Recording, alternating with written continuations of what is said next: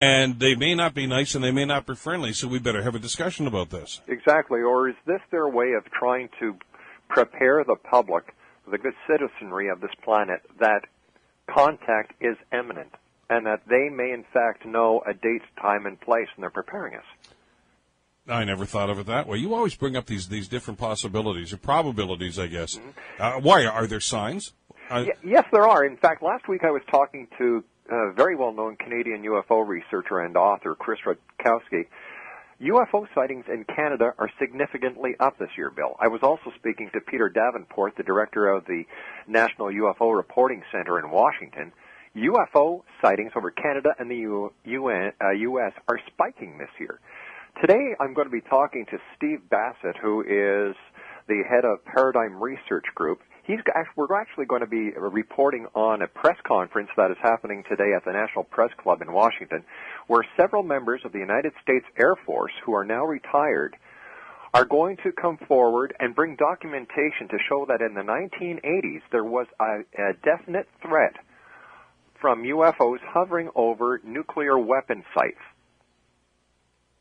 That was never reported on. Well, it was officially reported, but never released to the public. Well, it was released to the public. It was, it's known as the Maelstrom Air Force Base UFO encounter. And what happened? Well, what happened was there were several cases where UFOs allegedly were seen by the on-duty guards atop the silos. Systems within the silos, when these UFOs were over, started to malfunction, and even the missiles themselves malfunctioned and could not be launched.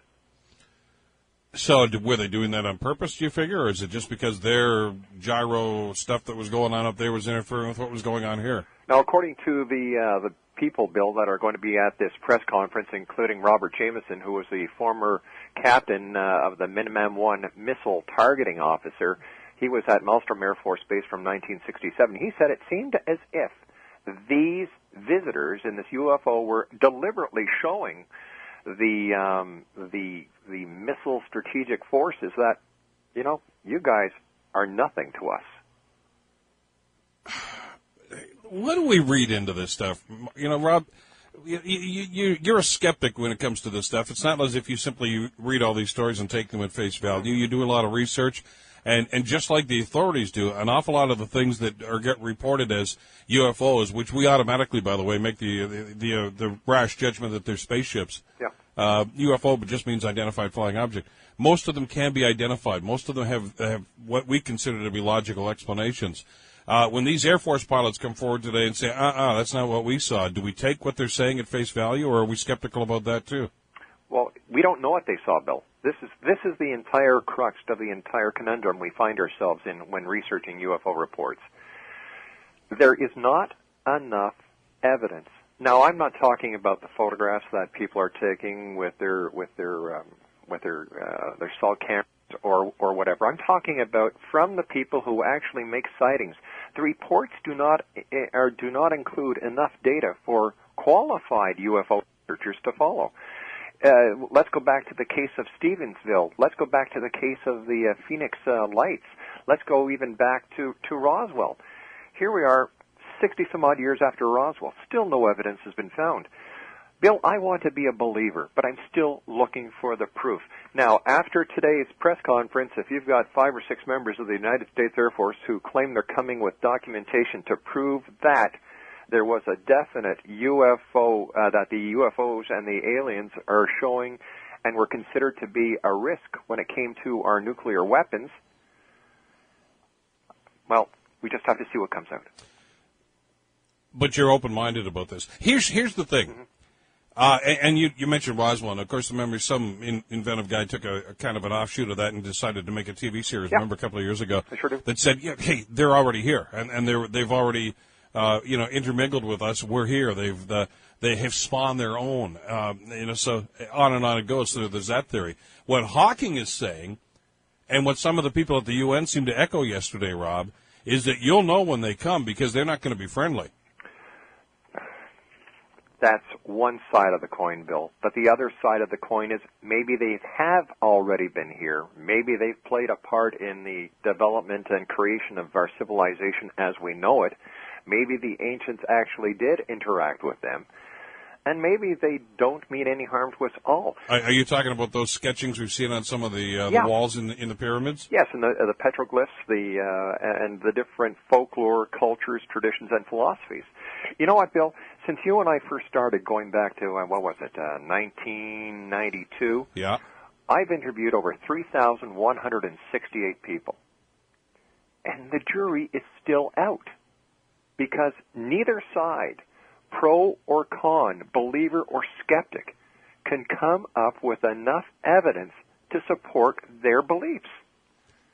All right, so there are skeptics, there are firm believers, as you know. Yep.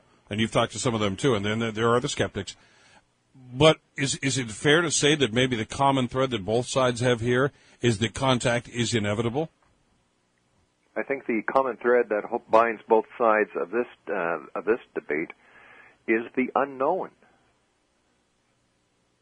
Because for the United Nations to say we want to appoint somebody who's going to be on this, you say they wouldn't spend the time or energy to do this unless they had some reason to believe that, as you say, contact may be imminent. In other words, maybe somebody's coming.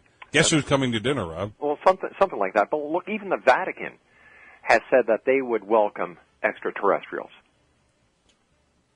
Yeah, which is kind of unusual. I guess the reason I'm getting kind of piqued by this is that all sorts of people that you didn't expect to actually validate this are starting to validate it now. What do they know? Or is it, once again, we've seen that, Bill, we saw this when Close Encounters hit the movies. We saw this when E.T. hit the movies. We saw this when Independence Day hit. We saw We saw the hype. Is it hype? I don't know. The fact that the United Nations... Anyway, that was my interview with Bill Kelly earlier today. Always a great pleasure working with Bill.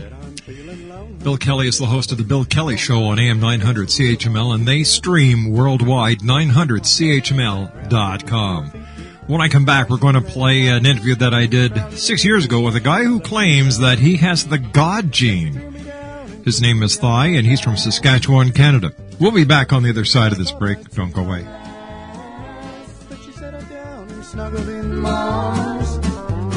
And I made love to that maiden from the stars.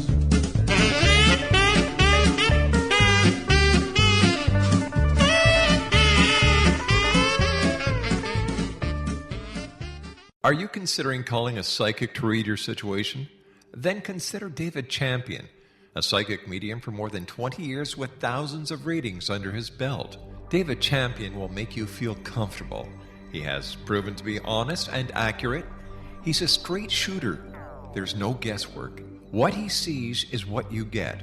While he is a medium, most of the calls focus on relationships, not only love, but work, school, neighbors, and more. Need help with finding a job and preparing for the interview? Are you dealing with people who are obstacles in your path? For more information, go to davidchampion.com, $1.50 per minute paid by credit card with a minimum of 30 minutes. For your reading with David Champion, call 1-877-702-8598. That's 1-877-702-8598.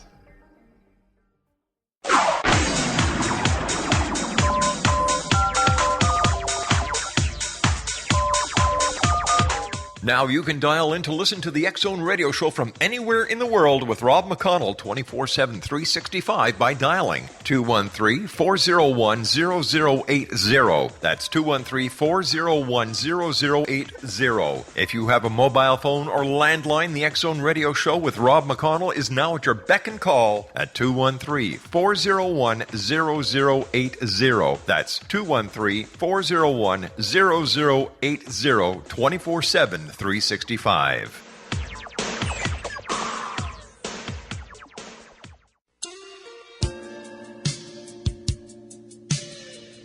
You're listening to the X-Zone Radio Show, live and around the world on the Talkstar Radio Network, X-Zone Broadcast Network, UK High Definition Radio, Euro High Definition Radio, and Star Cable. Our toll-free telephone number worldwide is 1-800-610-7035. Our email address, xzone@xzoneradiotv.com. On MSN Messenger, X-Zone Radio TV at hotmail.com, and our website, www.xzbn.net. www.xzoneradiotv.com.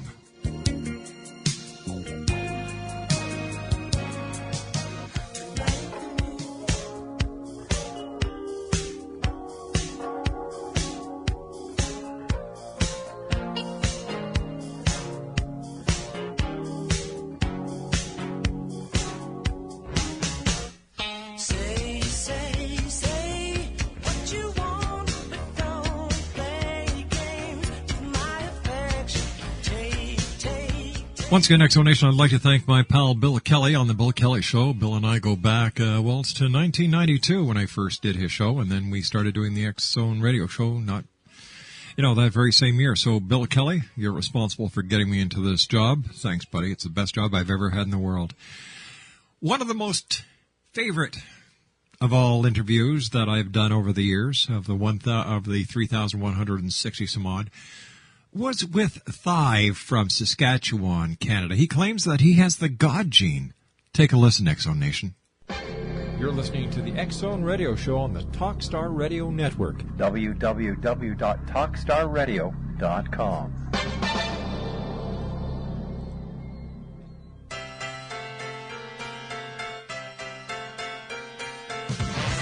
Hi, I'm Jim Hickman, Executive Director of Skywatch International, and you're listening to the X Zone Radio Show with Rob McConnell on the Talkstar Radio Network. Welcome to the X Zone, a place where fact is fiction and fiction is reality. Now, here's your host, Rob McConnell.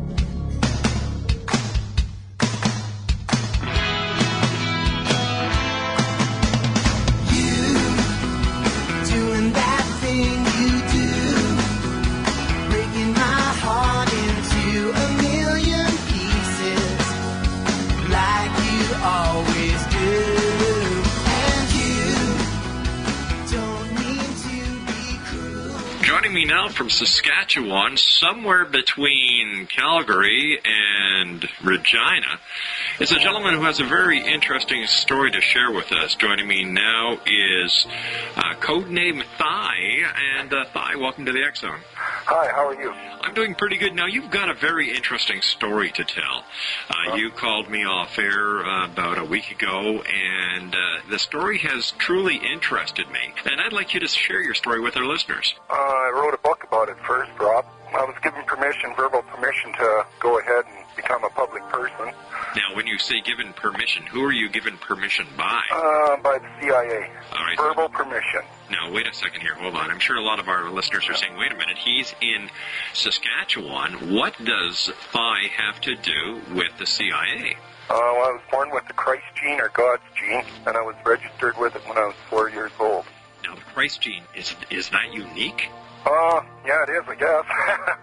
Very unique, because they're all classified people that were born with it. Are you tracked by the security agencies? Are you considered to be a threat to national security? No, I'm okay. I had clearance a few years ago to go right up to the Prime Minister. That's interesting, and yet I'm sure people are saying, yeah, it's also very far-fetched. No, it isn't. All right, tell me your story. Tell our listeners your story. Well, I actually wrote a book about it. And what's your book called? It's called Virginity. Okay. It comes from the book of Revelations. Mm-hmm. So anyways, I was in a car accident in 1994, and then shortly after that I was told that I was born with the Christ gene, and that I'm in a CIA UFO program for people born with this condition that they believe are maybe the second Christ. Uh-huh. And we're given a code name into it. Mine was David of the Bright Morning Star. That's just the word that they use. And you actually fill out papers and stuff here in Canada through the Secret Service up here. And in this program, we use a roadmap for modern times, mm-hmm. and the Bible, and the ability to communicate with the Elohim UFOs. Have you ever seen a UFO? Oh, piles of them, yeah. How do you communicate with them? Oh, I was born that way. Is it telepathically? Yeah. I have a fourth level of perception, and I was first found out to be able to do that when I was about 4 years old. Back in the 50s, all they had to do was take a genetic test, mm-hmm. and they'd find out that you have this gene, and then they would register you as a UFO person, and then they would protect your identity, which I've appreciated. Well, that's why we're calling you Thai. Yeah. So my identity has always been protected But however, over the years, people see the odd thing and stuff. So Now, what is the connection between the CI